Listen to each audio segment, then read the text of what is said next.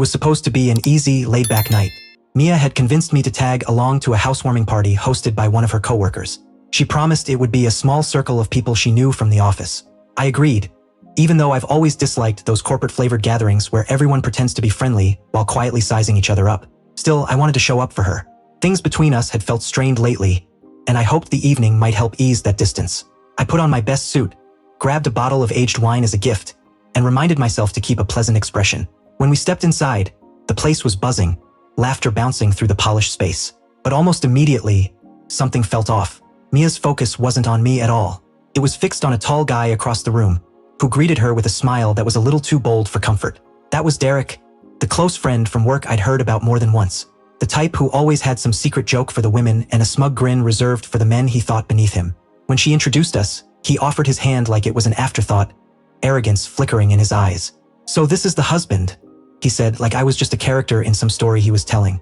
The tone, half amused, half dismissive, made something tighten in my chest. Mia brushed it off, nudging him playfully. "Oh, Derek, don't start." She meant it as harmless teasing, but I recognized the dynamic instantly. He was used to being at the center of attention, and she was used to giving it to him. I stayed cordial, shook his hand, and held my tongue. For the moment, as the night went on, his remarks grew sharper. "Man, you're lucky Mia even settled down," he said while refilling his drink. "Back at work, she's the type who turns heads. Honestly, I'm shocked she didn't hold out for someone more exciting." A few people around us laughed. Mia shoved him lightly, muttering, "Stop it, Derek." But she was laughing too. That nervous, awkward laugh that said she didn't think I'd respond. She expected me to just stand there and take it like always. And for a moment, I almost did. But something inside me finally snapped. I'd let people, even her, treat my dignity like a prop for far too long. I turned to him, keeping my voice calm. "You're right," I said evenly. The noise around us dimmed. "She did turn heads at work. Probably why you still can't stop staring, even though you know she'd never choose you." His smirk slipped. "Excuse me?" he said, trying to fake a laugh. I stepped a little closer. "Let's be real, Derek. None of your jokes tonight have been about me. They've all been about your insecurity. You think putting down her husband makes you look impressive? Doesn't. It just reminds everyone that she goes home with me. Not you." The room froze. Faces that had been grinning seconds earlier now looked stunned. Mia's eyes widened. Derek lifted his glass in some weak attempt to wave it off. "Hey, relax, man. It's all jokes." I cut him off. "Then try joking about yourself next time. Because tonight, you're the punchline." Someone actually snorted, trying to hide their laughter.